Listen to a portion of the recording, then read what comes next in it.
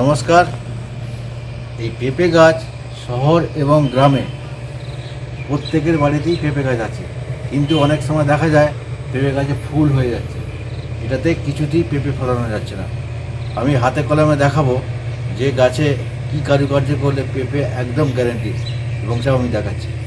নমস্কার। যে কথাটা বলছিলাম যে গাছে কি করে ফলন হবে, দেখুন এই গাছটায় কীরকম ফলন হয়েছে দেখুন, দেখাচ্ছি। দেখুন বড় বড় পেঁপে, এটা পুরো ফুলে ভর্তি ছিল, যদিও এই একটি গাছের কাছে হয়েছে, এমনি হয়েছে, এটা ফুলে ভর্তি। এবার এটাকে আমি কি কারুকার্য করেছি দেখুন একটু।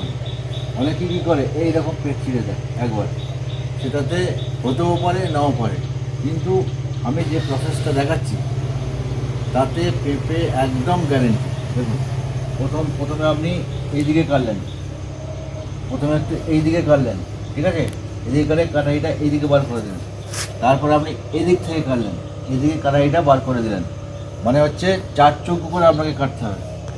এইদিকে কাটলেন, এইদিকে বেরোলো, এইদিকে কাটলেন, কাটাই ডগটা এইদিকে বেরোবে, 4 চৌকো করে আপনাকে কাটতে হবে। এটা একদম সায়েন্টিফিক। আমি একটা এগ্রিকালচার অফিস থেকে জেনেছি, যে ওরাই বলছে যে পেঁপে গাছ অনেকেই করে একদিকে এইরকম একটা পেট কেটে দিল, তাতে হতেও পারে নাও পারে, কিন্তু আমি এটা আমার পুরো পরীক্ষা, নিজস্ব পরীক্ষা। এই দিকে একবার কেটেছি, এই দিকে একবার কেটেছি, এই পেঁপে গাছটা পুরো ফুলে ভর্তি, একটা গাছের গোড়া হয়েছে, এই বাড়ার তেমন সুযোগ পায়নি, কিন্তু এইটা এই 4 চৌকো করে কেটে দেওয়ার ফল এদিকে এদিকে 4 চৌকো করে এদিকে এদিকে 4 চৌকো করে কাটার ফলে এই গাছটা ফুলে ভর্তি ছিল।